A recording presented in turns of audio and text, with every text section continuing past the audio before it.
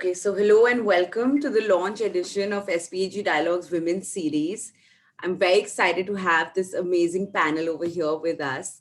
And what better occasion than this? On Monday, we celebrate International Women's Day. And while every day is Women's Day, this is the one day that gives all of us an opportunity to celebrate the several years of hard work that have gone by and the work that's ongoing to build an equal future.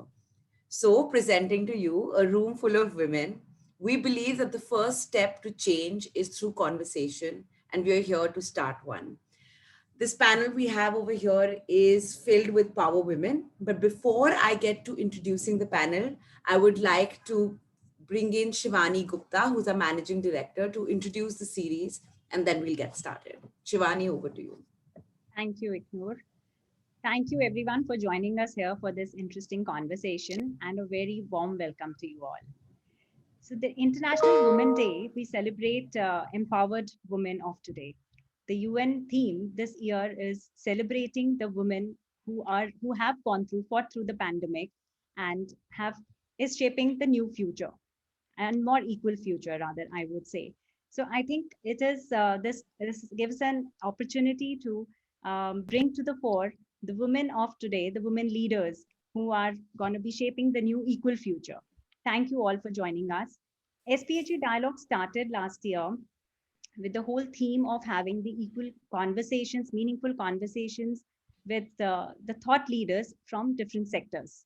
So a women's series, which we started, which is an extension of SPAG Dialogue, is more towards having these meaningful conversations, which is again to talk about the things which are not the issues which are prevalent, but still not being talked about so much. So I think this is the time to address, and we being the conversation starters here. So I bring to you the boss ladies, the women conversation leaders. I think let's get started with the conversation here. Absolutely. And thank you, Shivani, for that. And getting started, we have four amazing power women joining us today. Swati is she's dealing with a few network issues, as we all know, since we're living in the digital world. That is something that's, I think, a little unavoidable, but she'll be with us soon. I think she's here. So let me introduce you to our panel first. We have with us Anika Tanwar, who's the business head, conversation media solutions at Bobble AI. We have Divya Hegre, who's partner at Occupy Health Tech. Mehak Malik, the founder of UV Health, and journalist Swati Khandelwal, who's the executive editor at Z Business. Thank you so much, all of you, for taking out the time and joining us today. The topic for discussion today, of course, is how to be a boss lady, women leaders of the new world. And we have with us our boss ladies. But just getting started, 2020 has been sort of a defining year. And I think for everybody, it's been full of challenges. And I'm sure each one of you have had your own journey. So I just want to do a very quick 5 minute like roundup through across the panel where I can hear from each of you how 2020 was for you really. What was your journey? If you could just quickly summarize it. So just starting with Divya, just bring in your perspective here. Hi, Noor. Thanks for having me on the panel. 2020 has not been that bad, actually. Although we started up right before COVID hit, our business has got to do with physiotherapy and VR. So it turned out that that's something that will become important in the post COVID world. It halted our work momentarily, but it bought us time to sort of relook at a lot of aspects and get work done faster than we normally would. So that's how 2020 was for us.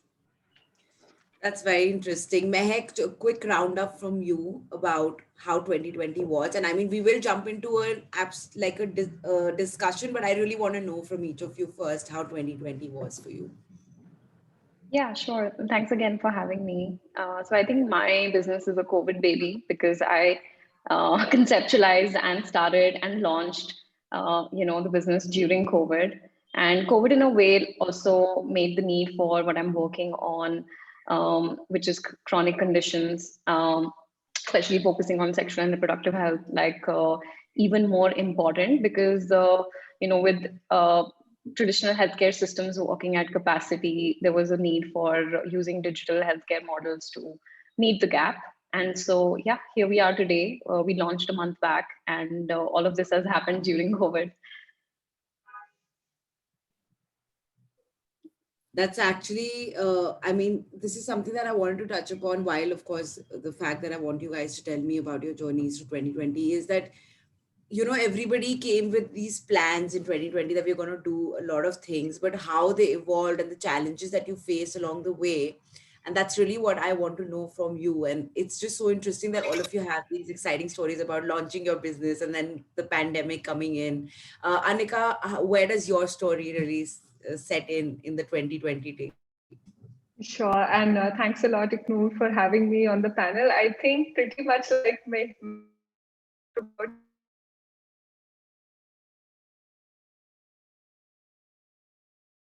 in disguise, simply because I had joined Wobble a year back with like a huge idea at hand, and then come March and there was a lockdown. Everybody, like we were all initially literally taken aback with the uncertainty that had just kicked in. But I think over the year we have literally built something from scratch. The last 7 months have been an absolute roller coaster. It was going back to the drawing board, figuring out what you can do best of the time you have at hand. And I think that's why I call the little silver lining that I had in the year 2020 for me was shaping the business altogether. That is, isn't that the silver lining for a lot of people, though? I mean, I think the human species is a very interesting one because we do adapt very well, and we've all tried to look at the silver lining. But Swati, bringing you in, if I hope you can hear me properly. How has 2020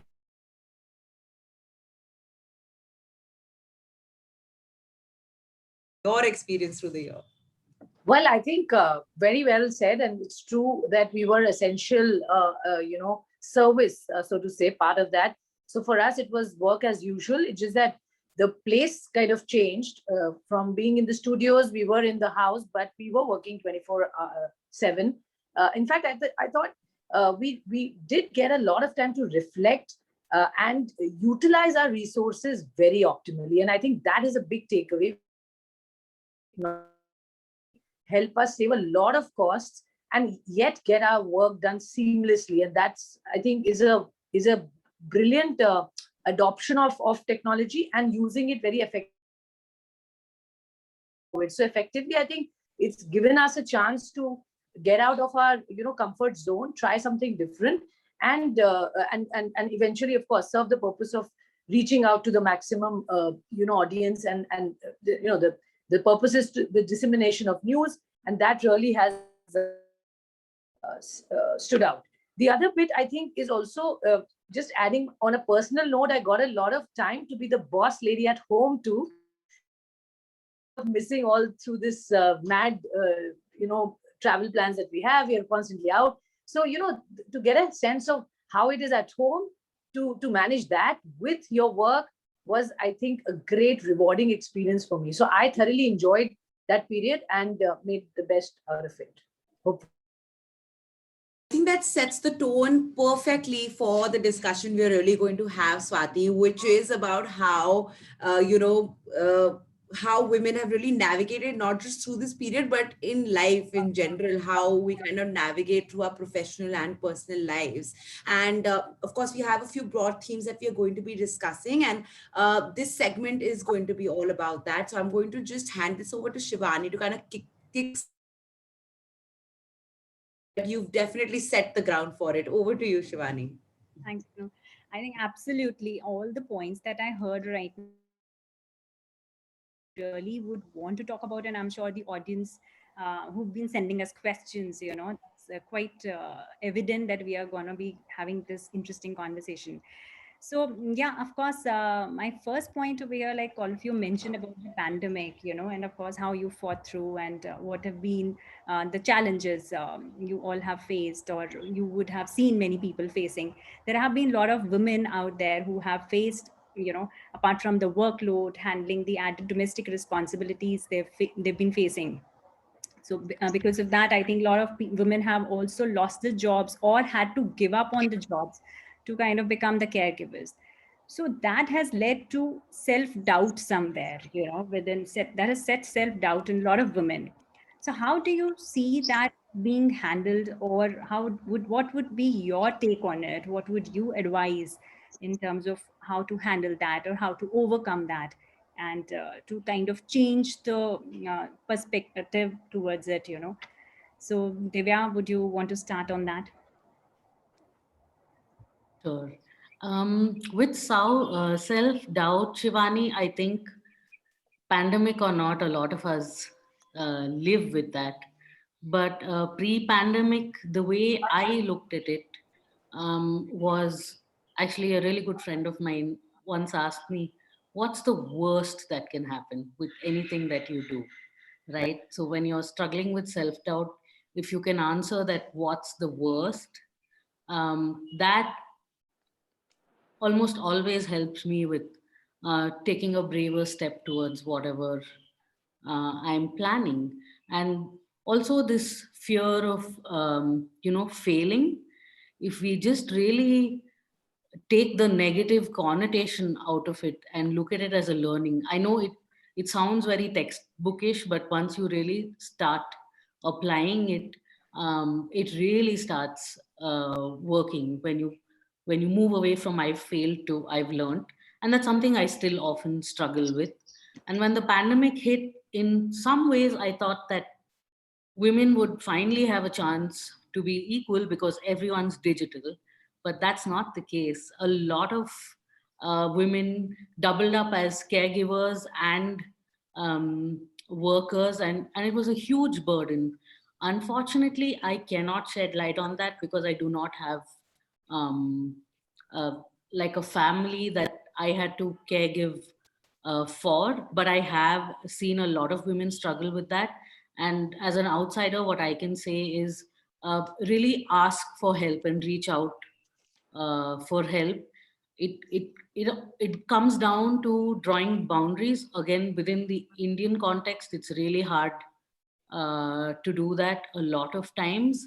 But hey, we have to be selfish to get places. And I would say when the burden is too much, share it and demand that people share the burden with you at home.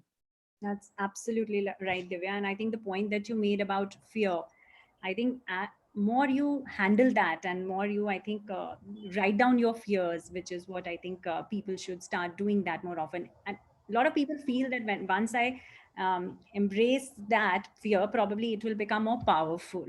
I think it's the other way around. When you handle that in a way and you embrace that fear, I think you become more powerful to handle the fear. So, Yes. which is a very valid point. Anika, what would your take be on that? I think as a person, like even the way Divya mentioned, pandemic or no pandemic, and I guess it's more true for women more than men, not trying to stay completely clear of the stereotype here, but we do live in a very natural rut of self-doubts, be it anything in our lives day to day. And I personally am a person who's never seen self-doubt as something bad or something negative. I think it's more of a there's a nuance between self-doubting and self-criticizing. Self-doubt can always, of course, be healthy because it puts you in check. I think for me, it's always about it just helps me be double sure of what is it that I want to do. And again, like in a very beautiful manner, Divya said that what is the worst that can happen? I somehow I feel I'm blessed from to have been surrounded by people who've always given me that autonomy with respect to ki, what is the worst that can happen, right? You'll end up making a mistake at the most, right? It's a mistake that we'll end up doing, or you'll fall. But that is the beauty of any learning curve, right? That because you failed, because you've made mistakes, that's why you know where something can therefore definitely go wrong. And the more you're making mistakes, the more you're evolving. So to all the women and even men who are out there, who my only message to them is even on that slightest moment when you feel yourself doubting yourself, just be in it, tell yourself that it's okay, and still take a step, because taking a step is more important than just being there and freezing in that moment and letting it take the best of you. Taking the step is probably will help you move in some direction.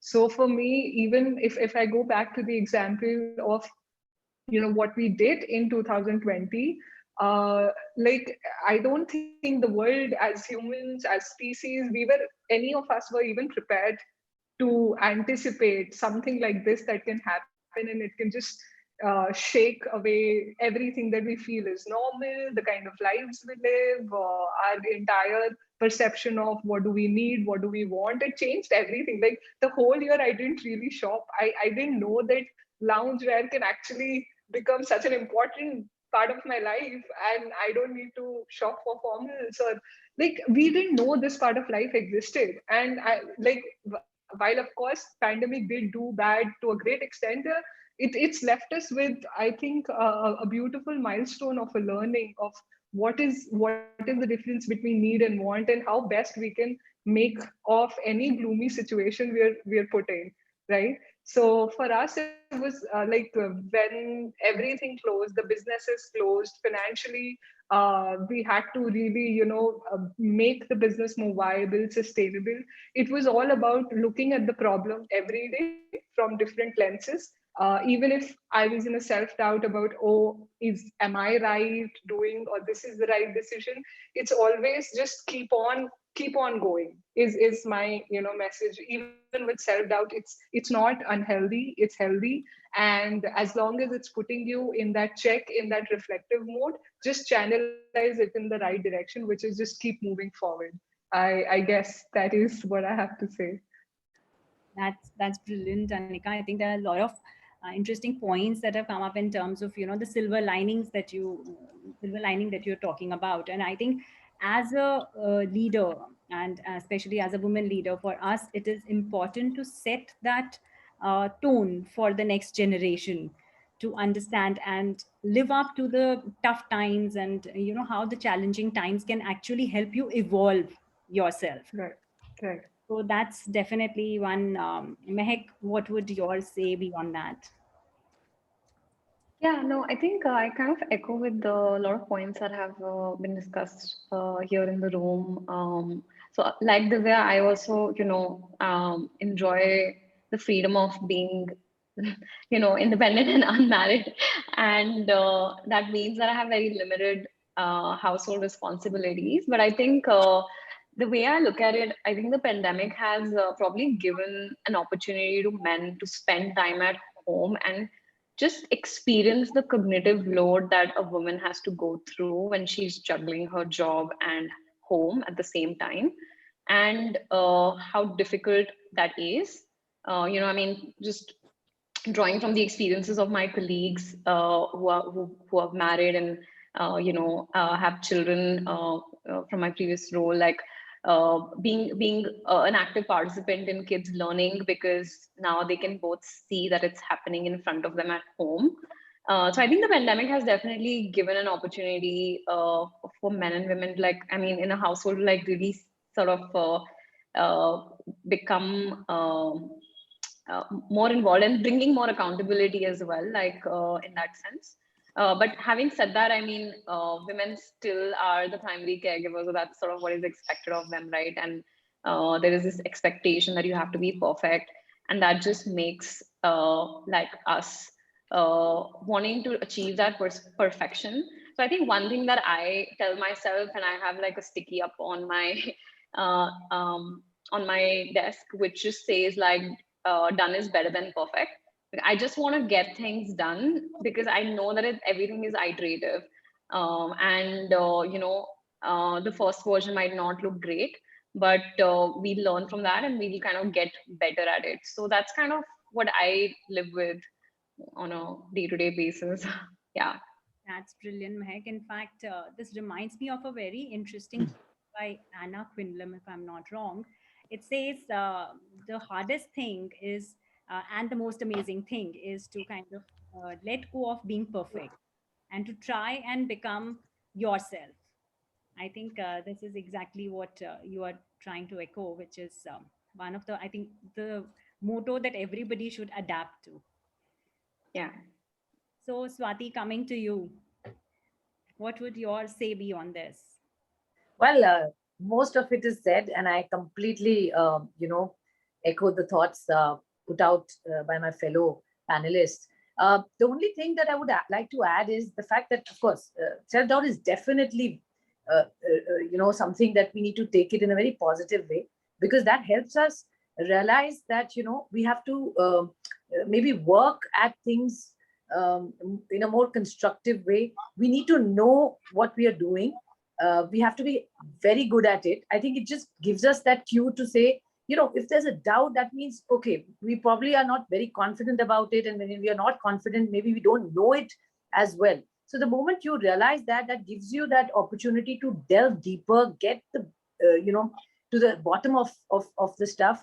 The confidence then comes out there, because, there is something that you probably don't know about it, and hence you get that doubt around any bit, any topic that you would want to talk on. So I think the fact that it is acceptance to a good level, being true to yourself, and then working on your weakness, or working on that subject, on that matter, to resolve it, to understand it better without making really excuses or fooling around.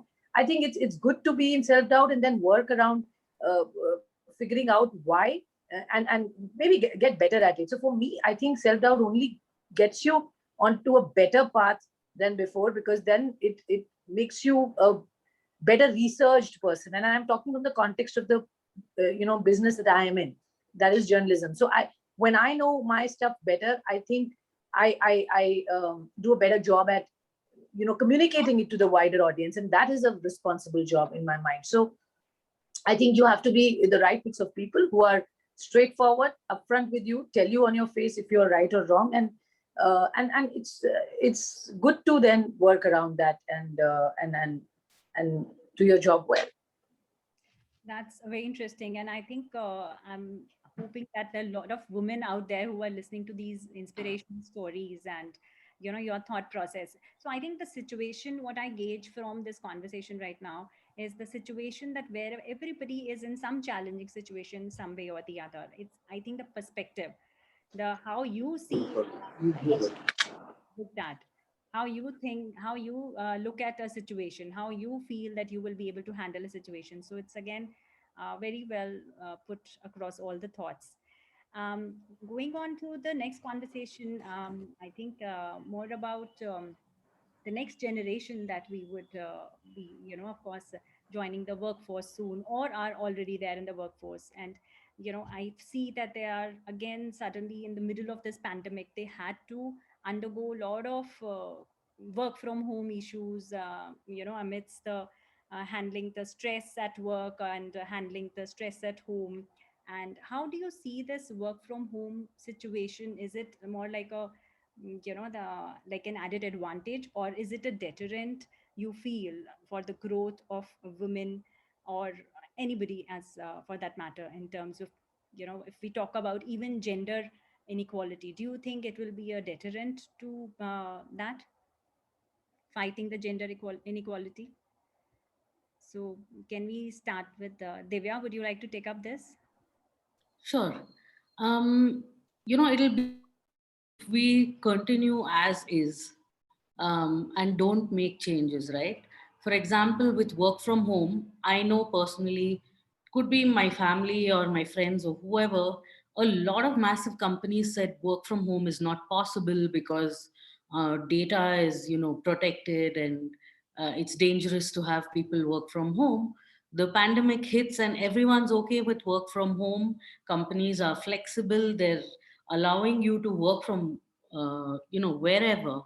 um, so even with gender, like I said, to add to my earlier point, um, things need to change at home. I understand that women are always looked at as primary caregivers. That probably will not change, but the load needs to be shared, and it becomes the responsibility of not only families but companies as well, to look into these matters and ensure that women have people to talk to sort of express their problems and bring a workaround to it. Because in many situations, women themselves feel really guilty about asking for help, or um, you attend 9 out of 10 things for your child, and then that one thing you couldn't attend, you really blame yourself for it. So as a system, we need to strengthen how we reach out to women. But if we continue to behave as if it's pre-pandemic times, then work from home is only going to be a massive burden for parents, because now you're doing online school, but it's more the parents that are attending school than the kids. And then there's the subject of, you want your kids to do well, so you get involved a little more than you actually should be. So yeah, all of this definitely adds up to your career This is progress. actually such an interesting point, Divya, and that's why I just want to come in over here, because this is something that we had thought we'll kind of bring in at a slightly later stage in the discussion. But you've really kind of hit the nail on the head, because, like you said, we need even organizations, and we need people, we need everybody to kind of collectively look at this, at the same level. Otherwise, there are going to be issues. And you know, I did like a quick search in terms of statistics, and what I found, and I think most of you might have already read certain reports, like the opportunity index of LinkedIn kind of came out today. And the statistics are quite alarming in terms of how working women had to deal with the pandemic versus working men. And, nearly like 89% of women were kind of negatively impacted by the pandemic. They had to like either leave their jobs, or most of them who left their jobs, I think only some 20% of them actually came back, or got their jobs back, etc. These statistics are a little alarming. And also, I think what is important to like I think emphasize on right now is that how do these figures really kind of appear in the future scenario. So when we are working towards creating an equal future, we are working towards ensuring that there is a sense of understanding in the kind of responsibilities that a woman has to kind of deal with versus a man. How do we even move towards those when we have statistics like this staring at our face? I mean, maybe Mehek would like to come in on this. Yeah, absolutely. No, I think obviously the statistic is really sad. So like majority of the women, having to compromise, and I think the way I look at it, there is two types of dynamics at play, right? Like there is the workplace dynamic here, which sort of revolves around the policies at workplace, and the culture that is instituted. And the other is the domestic dynamic, right? Like how a couple decides or make decisions about who will really, like the division of labor simply, and like, who will do what. So I think I mean, uh, we saw some good examples also being set last year by companies like Zomato, who instituted like a 26-week paternity leave for new fathers, which was, I think, if I understand, equivalent to what a woman would also apply for, right? And that's a very clear like example of a workplace based change that can uh, basically institute equality in a household. But then the other side of it is, some of it has to also come from, there's not going to be like, majority companies are not going to be like the Zomatos, right? And you would probably be privileged to work there and have access to such a benefit. So I think, I mean, more and more companies and leaders should take, such good examples into mind when drafting their own workplace policies, at least in the limits that they can afford to do it. And likewise, some change has to come from within, like, it is more societal. It's more like how uh, people at the household level really, value their like decisions, so to say. So I think that's kind of what I feel about this issue. And yeah, like how we can probably um, do better in the future. That's a brilliant point, in fact, Meg. So, what, as per you all, in terms of in your own bit as a woman leader, you think you would want to value add to your organization or to the culture at large, going forward? You think you will be able to do in whatever bit possible. So, Swati, can we start from you on this? You're on You're mute. on mute, Swati. Sorry. All right. So I said a lot could be done. And I think that's a good point you raised, because there's so much more opportunity now to use, and the acceptance from the organization to also now change and change for the better. So agility to change and transformation because of technology and digitization, I think it's wonderful. So what we could do to begin with, the bit on, getting more for women specifically, if I were to say, the technical jobs, at one point you could never see or you could see very few women camera person or doing a technical job like a PCR head. But now with the change that we've seen in terms of how we are hiring, it's really a performance. It's absolutely your own uh, work that will prove or talk for yourself. So we've been inculcating a lot of across the board hiring without being very gender specific, and getting a lot of good inputs from women who are applying for not just the on air glamorous reporter anchor jobs, but also the behind the scenes technical staff job, which I think is very encouraging, even in IT and other infra structure that we have. The other bit is, I think, the reporters on field, etc. They are also now figuring out how to scale up and go beyond what they do. So this whole game around a man versus a woman, especially in journalism, I think is changed quite a bit from the time I joined 16 years ago to now, where acceptance, even from people we meet, interact, they take women. I mean, I have seen those days when when I would go for an interaction versus my male colleague, probably there was more comfort level with that person. You wouldn't probably will be taken that seriously, especially in business journalism. So my point is that I think that acceptance from the society has come about. Our push towards bringing in better talent, being it's gender agnostic. You, if you're qualified, you're good at your job, you are hired. It doesn't matter if you're a man or a woman, whatever shift charges, shift timings, etc. There are. So I think that's the kind of role we are enhancing and seeing the change coming along. Wow, that's an eye opener. I'm sure a lot of people who are listening to us today, they wouldn't have known that these kind of jobs and opportunities probably exist out there in media. That's brilliant, actually.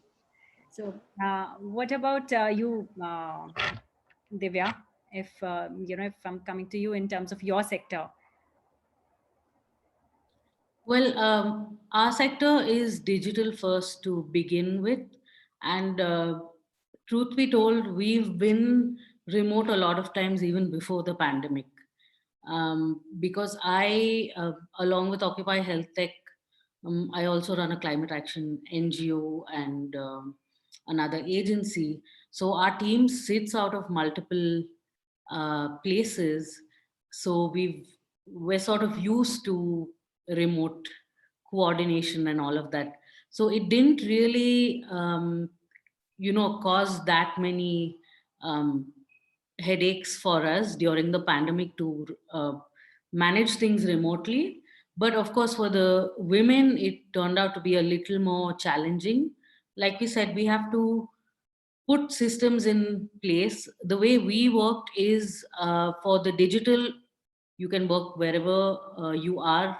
Deadlines, of course, are very flexible. It's more about getting stuff done. And as a company, we are health first and family first in terms of policy. So it was a little bit easier on us.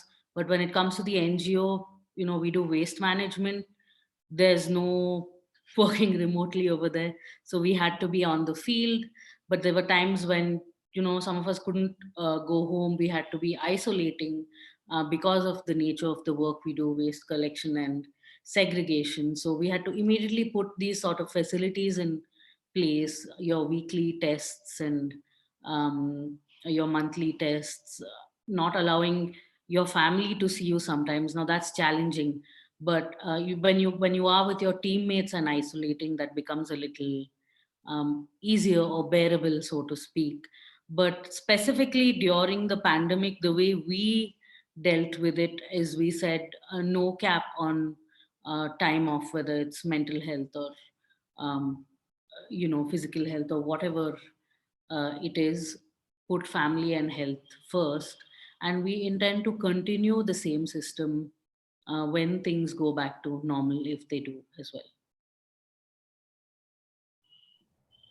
Thanks, Divya. That's again, it's very interesting to see how different sectors are now getting more, I think, open in terms of not just the sectors, even I think the culture, society at large is getting more open to, different aspects of bringing gender equality.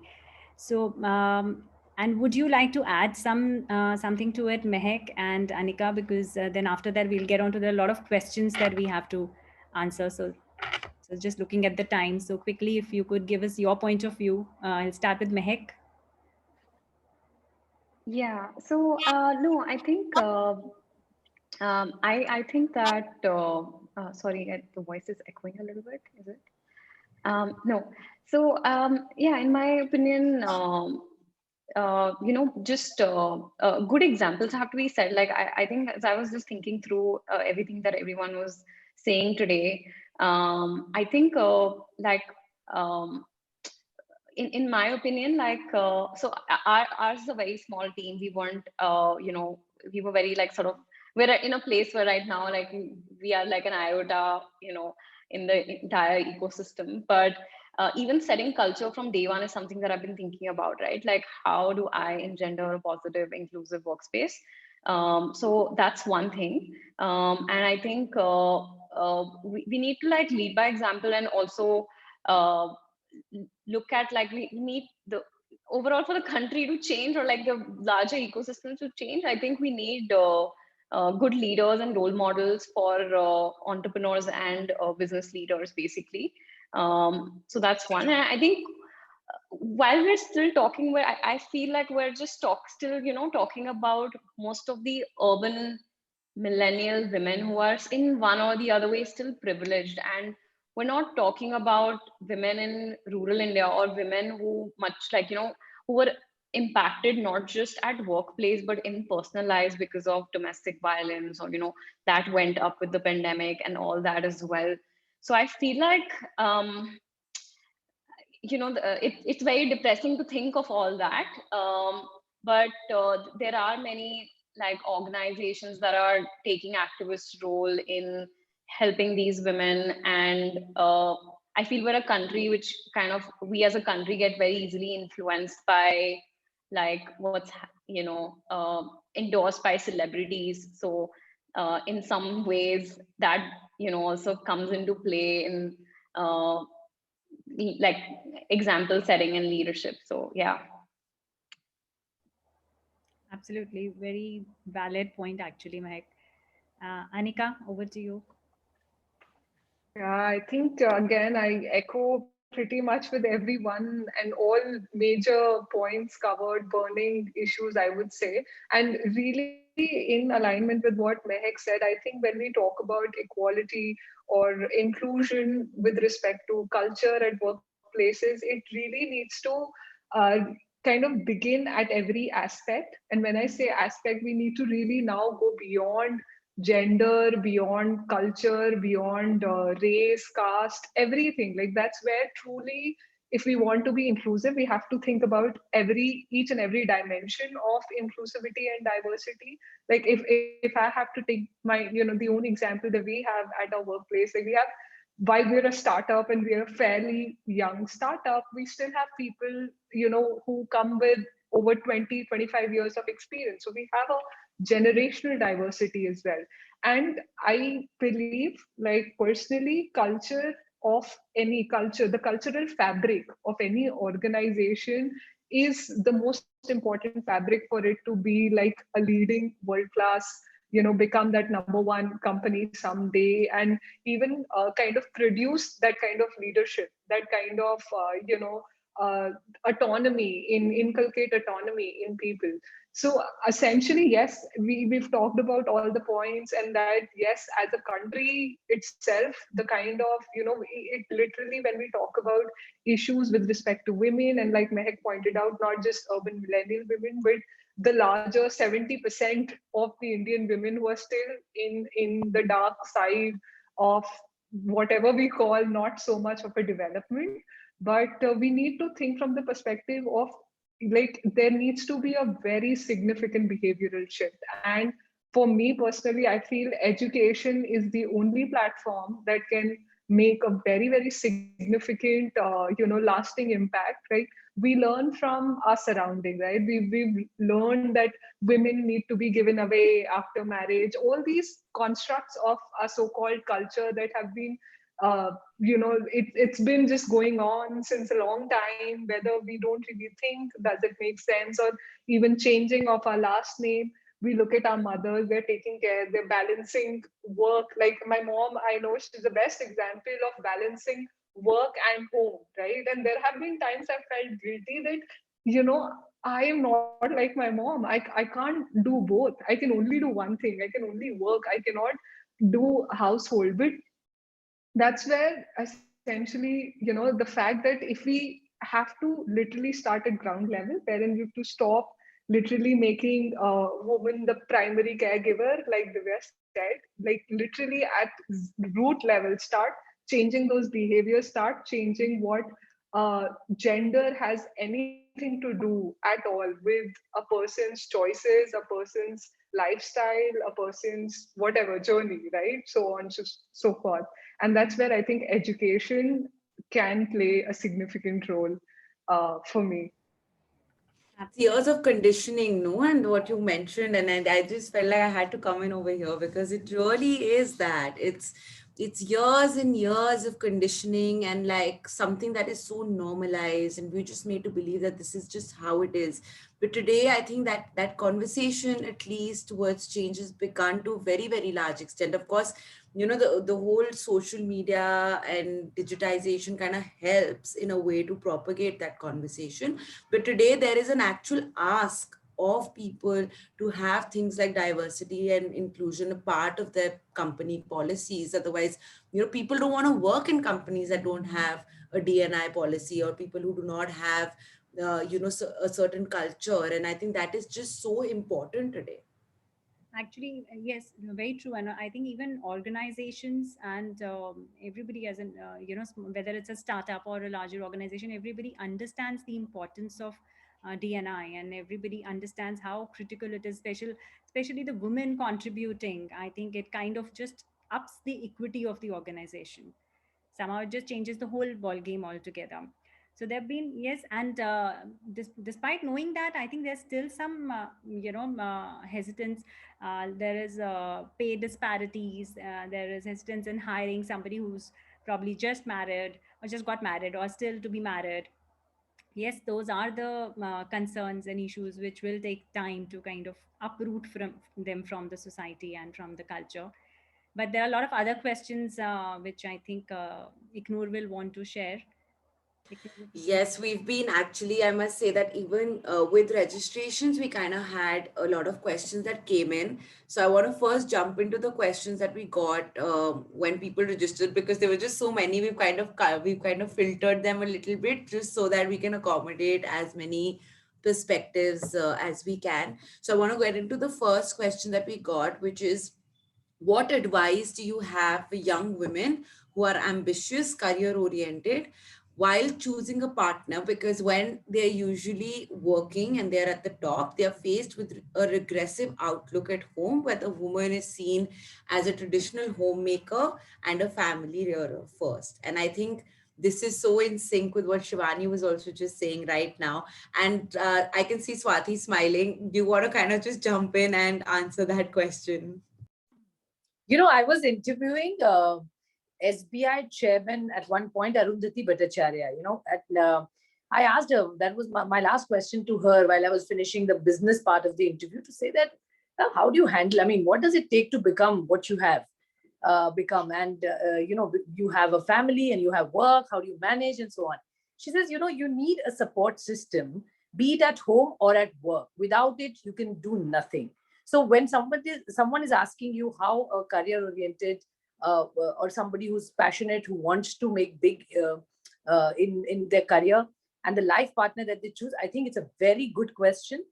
Compliments to whoever is asked, because I think it can make or break your dreams. So be very cognizant of the fact that you are aware of what the priorities are, what the negotiables and the non-negotiables are on the table. Discuss them out, talk about them. Don't be in any ambiguity. I think be open and try and tell the true intent of what you want to be, and make sure that that's taken, and make sure that's taken well, or not. I mean, it could be either way. It's not to really blame the other party, because their dreams or their aspirations could be different. So then you have to make a very informed choice of which path you want to take. So, frankly, it's a call individually one has to take. But I would say one thing that's important for anybody who's looking for a life partner or a family that they will get in, to understand and be open and transparent with what you intend to do post you get married, because there will be added responsibilities, and they will be expecting a lot. So setting the expectations right is the first thing you must do. That is such an important point. And like so many of us forget to just do just that, like sometimes we just get so bogged down by Yeah. societal pressure or in general the pressures of the You think you world, can do it, you can manage. I mean, I personally know a lot of friends who said, no, but I don't want to upset them, they may not like it, so I will, I'll juggle around, I'll figure it out. But you know what, they are really struggling today because they tried to go out of their way to handle that bit, but they messed up. And then, I mean, it's tough. So it's good, you will tell them 3 years later. It's better you do it today, and be open about it. It's better that there's more transparency, more talk about it, than trying to sort of hold it back. So I think exactly, is it the fear of being judged or is it the conditioning? I think it's too many things together, the minds are conditioned in such a direction that it's very difficult to everyone to think out. But I'm glad to hear such questions coming up from the audience, which is, that means people are thinking outside it now. And definitely it seems to be, there's a lot of hope of, soon things to be changing faster. Yeah, the fact that even a question like this has come, I think shows that today we are looking at, okay, I want to be assertive. I really want to understand how I can kind of proceed with kind of being able to balance both sides as effectively as possible. In fact, we have another question that we got through our registrations, which is that, is empathetic leadership the way forward? Like, will that get you far?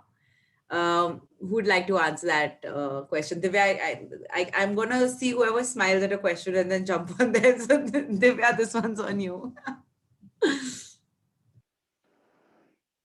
Yeah, I definitely think empathetic leadership is the way forward. In fact, it it should be the way, always, right?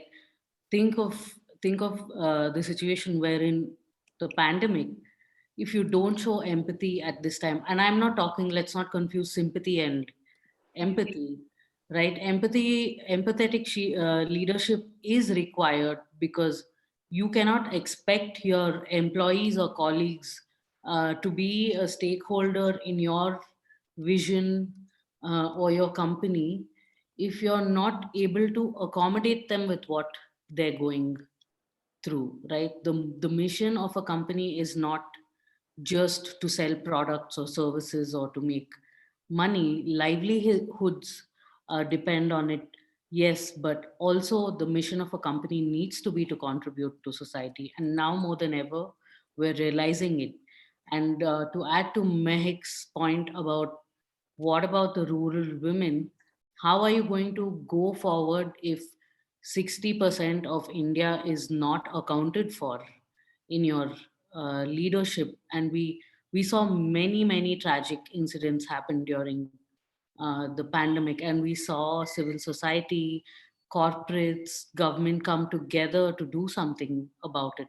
Now that's a factor of empathy, it's not sympathy. If you're sympathetic about something, you'll do a one time showmanship, or a one-time charity activity. So yeah, definitely empathy is the way forward. And honestly, if that's something that doesn't exist in your organization, it's time you raise your voice about it. Absolutely. I think empathy, and also that is what the young leaders would be looking for in an organization. Even how do you mentor empathetically, in terms of your young leaders, which is something critical and which will definitely carve out the whole next generation. It also kind of reflects how over the I mean, as a Can I generation can I just changes. add something here? Yeah, Uh, absolutely. and frankly, it's not just so because we're talking of leader and not man and woman. My person, in fact, it's just so incidental that in the morning, I was telling my 7-year-old son to be empathetic, and he told me that yes, he's learned this in school, and the teachers are talking about it. And I was very happy because it's actually it has to be taught right from that age, and it's not, you cannot develop empathy at a later age. Frankly, that empathy development has to happen as part of your children growing up. So I think we as also mothers and parents and you know masis, aunts, or whatever, we need to bring in that element of empathy as part of the growing up of our children, because they are the next generation. In organizations, while it'll be tough because they've already grown that much, and to inculcate, imbibe that is slightly going to be difficult, but that age is easier. So I think my advice is, wherever, however you guys are, at the young age, start it soon, because then it becomes a part of their DNA. Absolutely. I think, Swati, it's a very valid point, because it's not that you are not treating a different gender differently, your son and a daughter. If you build them up, that's how they see you, and that's how they will grow up. So what I think examples we set in front of them, that's what they are going to learn, that's what they're going to imbibe, and that's what they're going to implement growing as a professional, as a spouse, as a father. That's, I think, our responsibility to build that equal society, definitely. It's so refreshing to know that, I mean, this is something that is being taught in schools. I mean, Yeah. that definitely reflects change, which is exactly what we're talking about. And I think it's just so refreshing to just know that people are talking about, these things so openly. I'm going to jump on to the next question we have, because we have about 7 minutes before we wrap up this discussion. So let's take a couple of questions in before that. So it says, what does mentorship mean to you when we talk about giving guidance to our young women workforce? Are there any qualitative aspects you specifically keep in mind while training them? So would Mehek or Anika, one of you, like to take this up? Sure, happy to. Yeah, I think mentorship is something that I think it's very close to my heart, because I feel like that's really one way you can shape someone, and the trajectory of their life and career.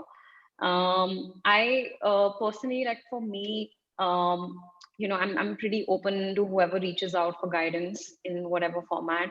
I don't believe that you need to have one mentor. I think you should go out and talk to as many people and look out for things that they're good at and they can guide you on. I think for women, um, I've like I have a lot of women friends and siblings and just young women who reach out for advice. And I think one thing that I've generally noticed is that one thing that's common is that they short sell themselves. They are not confident, and they might just be as qualified or as accomplished as their male counterparts, be it applying for a job or anything else for that matter. They always preempt the question with self-doubt, which is what we sort of started talking about today. And I think that needs to change. And I think this really, in my opinion, and this is an issue that I also, have spent a lot of time in terms of self-work and working on, is that when we're young, we're not, as women, as girls, we're not really made part of like our household decisions. And so we are just taught to not be assertive, and we are taught like not to, speak up. And that stays with us as we grow older and when we enter workplaces and when we, become part of like the mainstream work environment or society, like we lose that voice. And typically, like one thing that I usually like tell anybody, who I speak to is to just basically believe in themselves and just, up their confidence and give themselves a little bit of a pep talk, basically. That's so important, no? Like, really is. And that's actually quite in sync with the next question that we have in, which I'm going to just quickly take before we wrap up. What have been some of your experiences in working in women majority teams? Have you seen a difference in the culture there?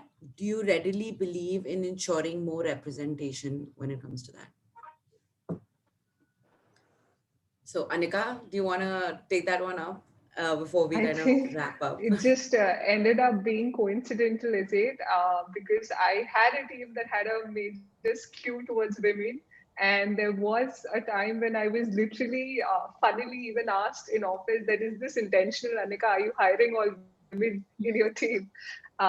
So that was not intentional, of course, but I the question said that majority of women working in a team where you sense there's a difference whether you are working majority women vis-a-vis majority men. I've been, I think, in both shades of work cultures. Like I've been in a project where I was in an auto industry, heavily male dominated, and I've been like looked upon as a person who cannot probably bring any value because I have been judged for my gender, to being part of a team where there are other women who I think I guess the major difference is actually that, for us, unfortunately, our gender precedes us as a legacy, whichever industry space we operate in, whether it's journalism, the example Swati pointed out, whether it's technology, whether it's automobile, any industry, any space, right? Women, it's now over the last decade that the entire revolution around women empowerment and women taking up leadership roles, or last decade or more, like last 2 decades maybe, that's been become the talk of the town. But mostly we've seen traditional places with that mindset. I think, just to kind of answer that question, in fact, I would share this example. It was shared to me by my counselor at some point in time. And she said that, Anika, whenever you're in a room, treat yourself as someone who needs to own that room. And this has kind of, stayed with me through and through. Like it's been, I think, 4.5 years since I received this pearl of wisdom. So my, literally message to the person seeking this question, that do you see a difference? I would say, let not the size of the room, the density of the room, the representation of the room deter you in any way, because it's not who the other side is, it's but who you are and what you can bring to the table. That is what I think one should bank upon heavily, that your own individual competence and capacity to bring about a change. Very Not sure if that answered the person's Absolutely, very question. well said, Anika. In fact, before we wrap up, I think I'd like each one of you to share one last note of advice, a piece of advice for the audience out there. So, if we can start with Divya. Thanks, Shivani. I think one piece of advice I would give all the women here is please don't get pressurized by the word boss lady. Because boss lady doesn't mean doing 20,000 things. It just means owning what you do and being comfortable with that. And there are times, a lot of times, where there will be discomfort. Don't don't kill yourself over it or judge yourself over it. For me, my boss lady is my mom. She's a homemaker. She juggles like five people's career. She takes care of all of us, and she knows her boundaries. And sometimes, knowing your boundaries with what you like, what you don't like, is the first step in owning your ambition. So, boss lady doesn't mean someone who's killing it in their career. It's someone who's killing it with whatever they're doing and they're happy with that. So that's my little takeaway for So it. true. That's absolutely true. Mehak, from your end? Yeah, I think I would say that, I mean, I sort of do echo with Divya. I think there's no one right way to be a woman or a woman leader or a woman of influence or, whatever you want to, whatever adjective you want to put for a woman. I think my advice is just to introspect and self reflect and know what you want, because there's no one right way to live the life for everybody. For some people, career is important. For others, family is important. But knowing what is important to you is important. Then, yeah, I think I just overused this word now, so I'll stop. That's wonderful. Anika? I guess I'll be very, very, natural and straightforward in terms of just being the best version of yourself. I think that's very important. It took me a long time to kind of embrace my own imperfections, and I kind of sometimes regret that probably the sooner it would have been, I would have managed to be a better version of myself today. So I think one message to every woman that's out there is that every imperfection that you have is a strength of yours, and embracing that imperfection can definitely take you a long, long way. So I guess believing in yourself and always just keep moving. Absolutely, Anika. And it's never too late, actually. Yeah. Swati, from your end, you're on mute. Unmute. All right. Basically, you have to be very responsible, passionate, uh, empathetic, and of course, practice the attitude of gratitude. I think that has helped me. It's my personal experience. Stay grounded. Wherever you've reached in life, it's purely because there were people around you who helped you get there. Of course, you worked hard, and then it was the culmination of those efforts. So please make sure that you are grateful for everything that you have in life. And in the morning today, there's a quote that I read, and I spread it across to my WhatsApp group. Of course, people would have said I've spammed them, but I thought it was good to remind and tell people, and I'll read it or tell you guys about it. It's basically the sum and essence of life. You will meet two kinds of people in life: one who will build you up, and the ones who will tear you down. In the end, you will thank them both. So, it's really about how you take all the negativity and criticism to your benefit, and, build a strong uh, and happy life. It's really, we all have come with a with an expiry date. So let's make the most of it and be happy and passionate about what we do. That's so nice, Swati. And I think, after listening to all of you, it somehow, in my mind, it's like there must be audience who have that puzzled pieces in their mind. And suddenly, with so many points being covered and so many thoughts being shared, I think they would have put some pieces together. So I'm so glad to have this conversation with all of you and listen to all the perspective that you have and the thought process. It's really inspiring. So thank you all. I think it's been Thank a you. fantastic discussion. It's just been so nice to bring all of you together from, like, you all are doing different things in your life, but we're all here together. And I think at the end of the day, just putting all those different perspectives on the same table are just it's always so enriching and so enlightening. And thank you so much for taking out the time today and Thank joining you. us on this panel and at our launch episode of our series. And just before we kind of go, I just want to kind of share this and let everyone know that we will be kind of um, starting our Power Women series soon. So we will have some more exciting conversations coming up as well. So And, thank you, Divya, and hope to have you Anika. soon again back with us. Yeah, it'll be. I mean, it's just Absolutely. we're hungry for perspectives. To be very honest, we love the fact that we can bring you all on the table and hear from you, because I think with each conversation we learn more, and so does everybody who kind of joins into these conversations as well. So thank you All so right. much, Divya, Anika, Mehek, Swati, for Thank taking out you. the time, and Shivani for so beautifully moderating the panel. Thank And thank you you. so Thank much you to so all much. our Thank Lovely attendees. you. to be It's here. been a pleasure. Absolutely. Nice. Thank Bye. you. a wonderful conversation. Thank you. Bye. Bye. Thank you. Bye-bye. Bye bye.